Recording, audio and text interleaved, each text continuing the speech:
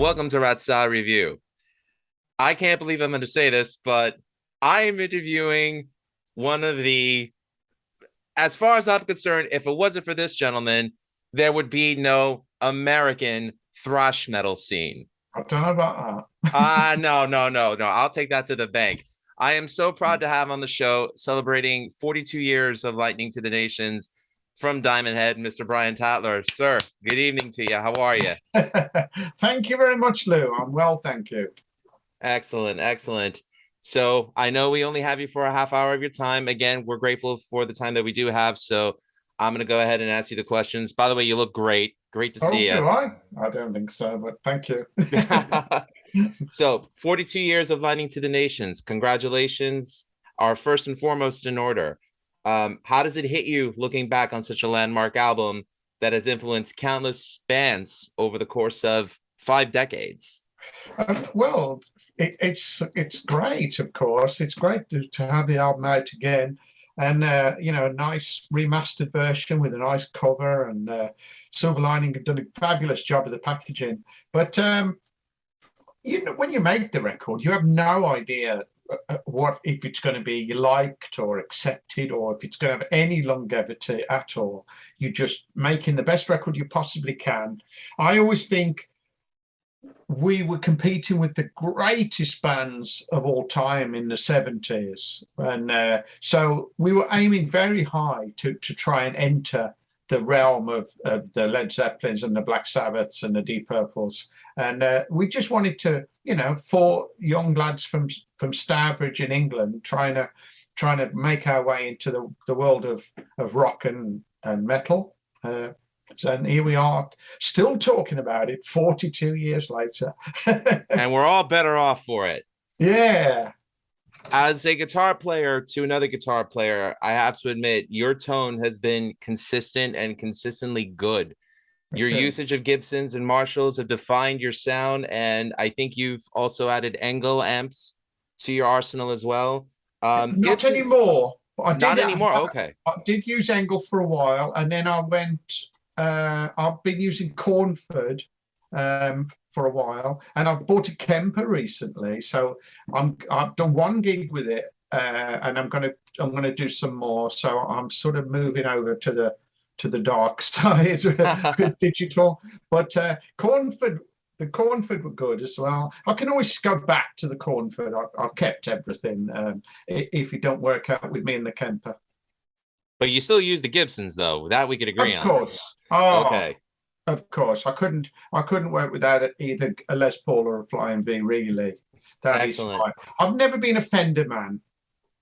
I was not a Fender man until I started getting back pains playing Gibsons on stage for 3 hours twice a week. Well, do a short set.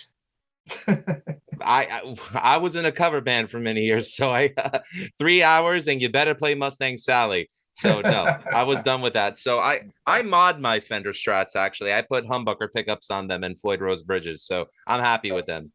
Yeah, but you can never go wrong with a Gibson. Absolutely. Totally. The first Fender Strat I bought, I butchered it and put a DiMarzio Super Distortion pickup in it. That's what I did. and then it got stolen, so I never saw it again. But really, once I bought the V in '79 and then a Les Paul in the '80s, I found my sound really more. That the Gibson and the humbuckers and stuff, that's more me. Definitely. Well, like I said, I love the fact that the sound has been consistent and consistently good. What I love about the current lineup of Diamond Head, again, consistency for the past 6 years, as a live band and in the recording studio with Carl Wilcox on drums, Rasmus Bon Anderson on vocals, and Andy Abby Aberley on guitar as well. There's one thing I want to confirm. I heard a rumor on an anonymous website, Wikipedia, that supposedly Paul Gaskin of Gaskin is the bassist. He's not. I want you to confirm here and now that is a dirty lie, please. If it's no, he's not in Gaskin. He's not of the band Gaskin. His name's Paul Gaskin, and he lives not far from me.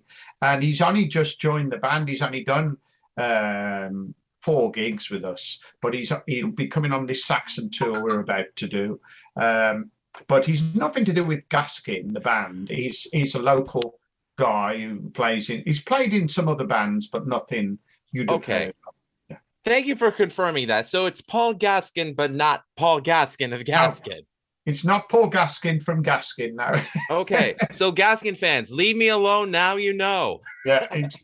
Yeah, he's never been in a famous band, but he's now in Diamond Head. So I suppose you could class that. But he's very excited to be in Diamond Head. It's been something he'd been looking forward to for a long time, because we auditioned him a few years ago, but he didn't pass the audition. And I tried him again because I thought he had some merit, and he was better this time. I think he'd done his homework, and he got the gig. Excellent. That's great. One of our co-hosts, Greg Noggle, is a huge Diamond Head fan, and Lighting to the Nations is actually his favorite album of all time. He called it pure lightning in a bottle, that truly captures the spirit and sound of heavy rock, heavy music in general. Fantastic. He knows that at the time of the MCA deal, I don't know if you're allowed to discuss this. If not, we'll drop it. But Borrowed Time was planned to be the big debut, and the original Lightning LP was, so to speak, a demo album. Yes. Was there ever a plan to re-release the original afterwards before Metal Blade did in 1987? Also, the sound changes slightly between the early recordings and Borrowed Time. Was this a natural progression for Diamond Head, or was it imposed by MCA? No, it wasn't imposed by MCA. We did that album quite quickly. We did it in a week, and I think it was always sort of intended to either get a deal with it or or release it, ourselves or something like that. So the manager soon pressed up like 1,000 copies, and we sold them at gigs. So we made a little bit of cash to keep the band afloat, but we couldn't get a record deal with it, and that was really frustrating for us. So we carried on writing, and then by the time we signed and recorded with MCA, like 2 years later, I think our sound and style had changed a little bit, and I think we were constantly experimenting and looking for something successful, because, as you know, without money, a band will fall apart. You can't possibly hire equipment and go to Europe without funds coming in. So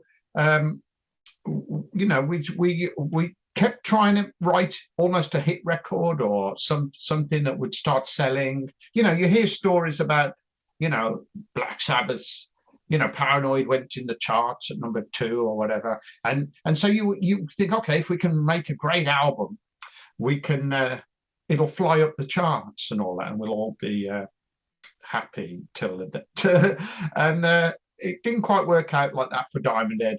But no, it wasn't really MCA. I think MCA would have liked us to have a hit single, because we wrote Call Me sort of after they said, we need a single. The first thing we're going to release is a single or an EP, which was called the Call Me 4 Cuts EP in possibly May '82. So we recorded that first, then we recorded Borrowed Time. But yeah, we didn't have a hit single either. So it was just constantly looking for something that was going to sell. Well, it would have been great for Diamond Head to have had a hit single, but in hindsight's always the thing that people look to. And although that hit single may not have manifested, on the bright side, a long career did instead. So yeah, I think a longer career speaks more than just a hit single. I agree. But the band fell apart twice. Yes. And it's only because of my, what's the word? I just want to keep it going, because I love the band. I love the songs. I want to keep playing the guitar. I love playing guitar. That the band's still going, and it just rolls forward year in, year out. So members have come and gone along the way, but I still love it. So so yeah, there's been a long career, but there probably always would have been, because that's once upon a time I probably decided that's what I want to do with my life. I after becoming a car mechanic, when I left school, I decided I don't really like being a car mechanic. I want to be a guitarist. I want to be in a band, and so I just did everything I could to make that happen. And it's not been easy, as you can imagine. Oh, yes, I know. And being the son of a late auto mechanic, I have respect for auto mechanics and guitar players. So all good. Right. Not an easy thing. One thing about the current lineup that I definitely want to put over, Rasmus has definitely done a great job of owning the entire discography as vocalist. And Yeah. Carl Wilcox has become such a great public representative for Diamond Head, Yes. as I've seen him in many interviews and documentaries. One thing that many people misunderstand about bands, aside from the music itself, is that for full-time bands, they're business entities where friendships are secondary, with, you know, many bands in the past being examples of that. In the case of Diamond Head, though, there seems to be a great deal of trust with the current Yeah. lineup, where there's mutual respect and camaraderie, especially on stage. Yes. What would you say is the overall formula for success that you've had with this current lineup? I think you're right about mutual respect. I think we all are hungry for it. We all are prepared to, sit in the van for 10 hours a day, and you know, it's not an easy ride. And we've been doing it a long time. I've been playing since 90, I don't know, 76, 75. So a long time. I don't know what the formula is, other than you've got to get the right people in the band, and it helps if everybody pulls their weight, if everybody brings something to the table. Uh, and that seems to work well. It's not like it's all on one person's shoulders. If I had to do everything, I couldn't do everything. I'm not that kind of person. I'm better off doing what I do best, and then I leave a lot of stuff up to Carl. He doesn't, he acts as tour manager, and works out a lot of the bookings and the logistics of how we're going to get to this festival, and things like that. And then Raz has taken over the role of the producer, and so he's heavily involved in any music production. Or with this, he remastered the album. He produced, mixed and mastered the last album, The Coffin Train, and The Lightning to the Nations. So he's very good like that. He's got good ears, and he's a talented boy, is Raz. So he takes on a lot of that I just couldn't do. So we work as a really good team. It definitely shows.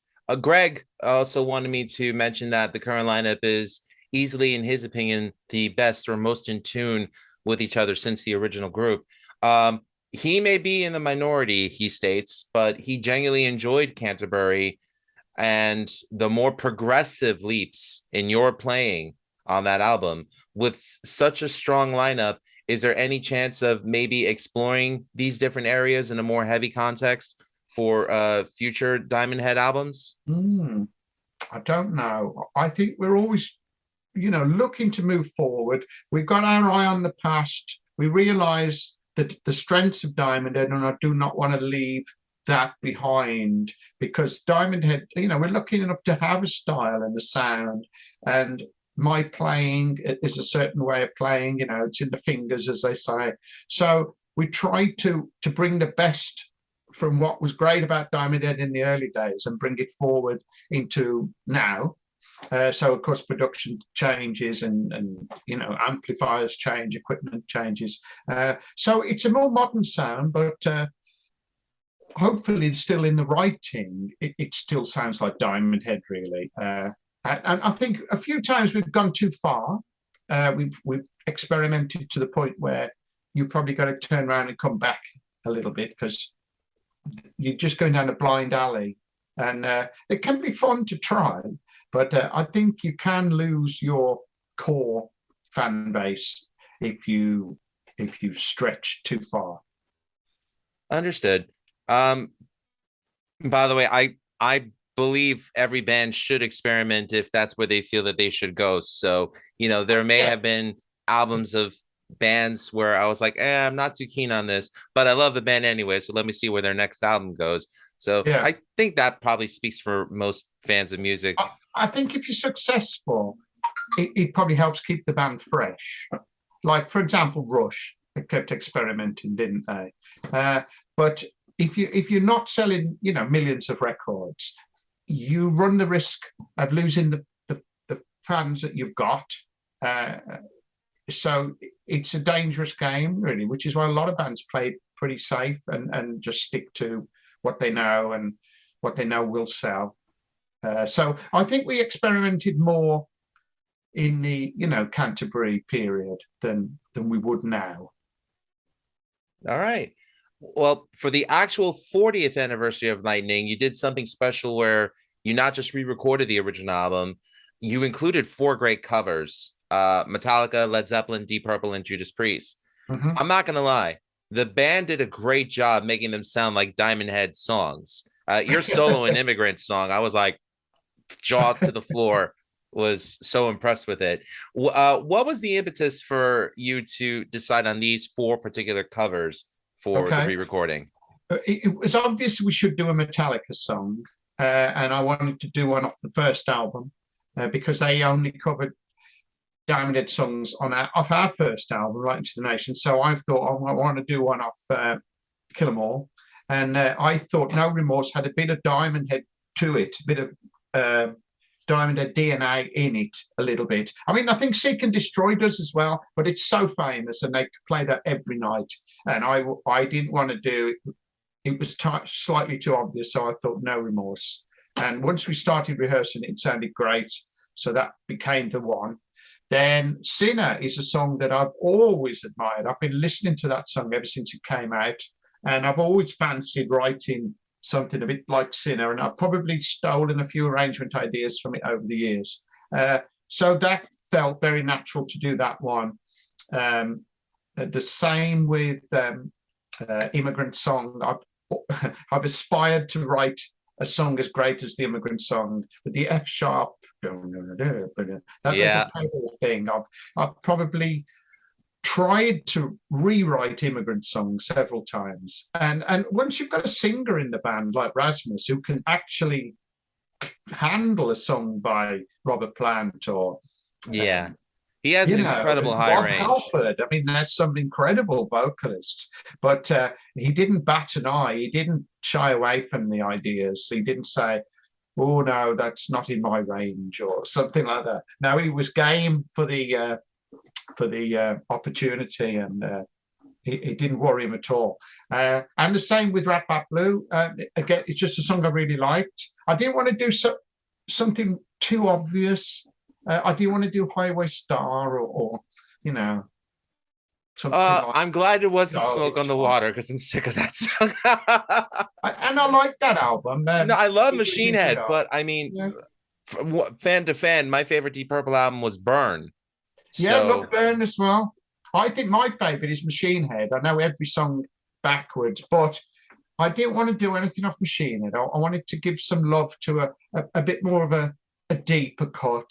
And I always thought that was a great riff. Blackmore. I agree. Blackmore.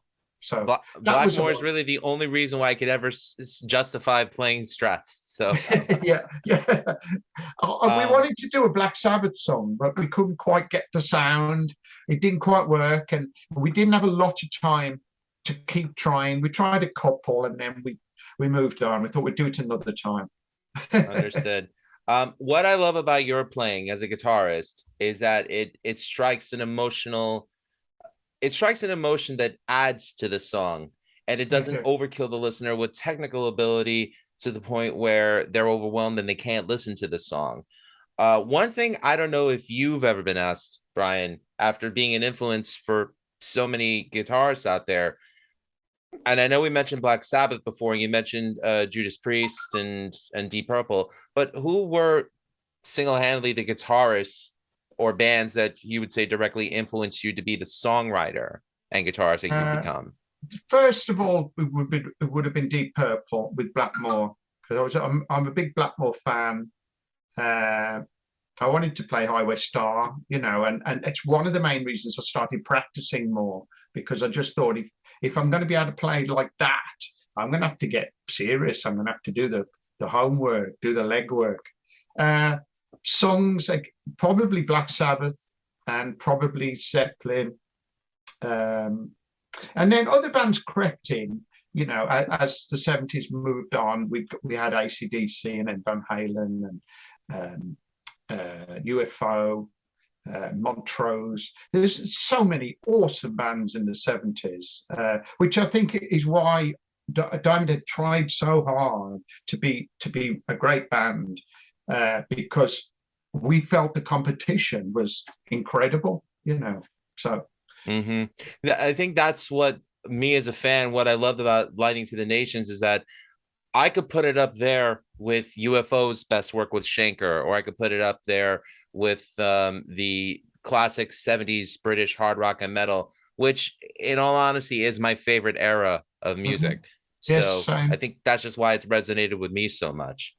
Yes. Um, Speaking of Lightning first timers, my first time that I discovered it when it became available for me to purchase in the States was when Metal Blade re-released it along with the Diamond Lights EP together as Diamond Nights. This was back in Yes. 2000.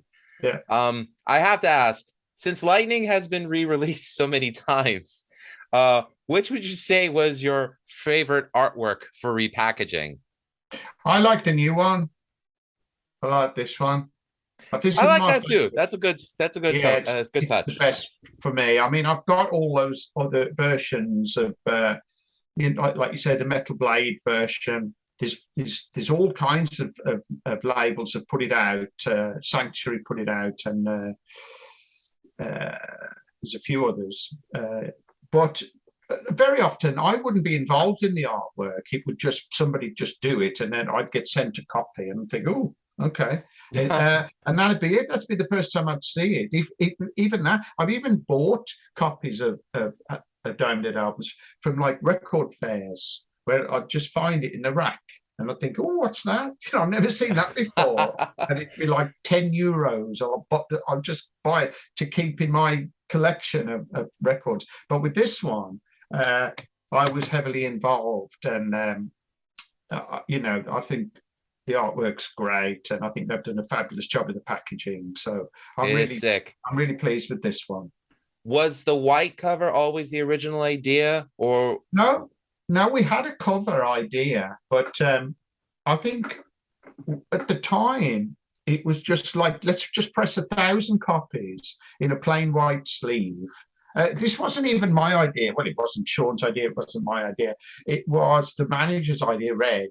I think just for cheapness and to save a lot of artwork costs and ideas getting, oh, I don't like that cover and I don't like this. It was just right. We'll just do 1,000 white label copies and sell them at gigs. I mean, he took some to record labels and all that, but we sold all 1,000 copies. We did an advert in Sounds, which was a music paper at the time, and we sold them through Sounds. Sold all the copies. Then we pressed up another 1,000 copies, but this time it had the information on the label that it printed on, like the song titles and that.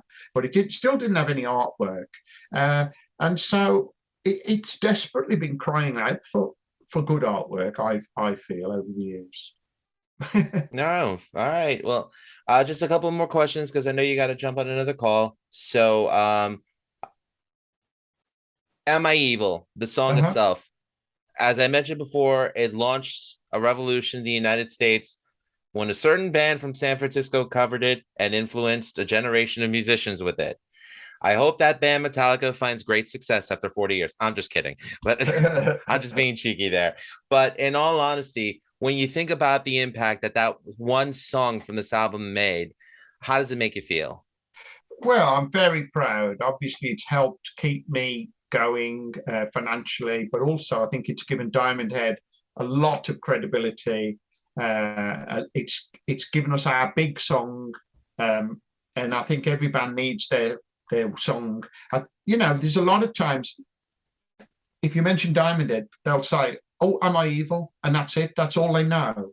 Uh, so that I always think that is our song. I'm eternally grateful to Metallica and any other bands who've been influenced by us. But it's all worked out nicely in a roundabout way, as in the long run. Yeah.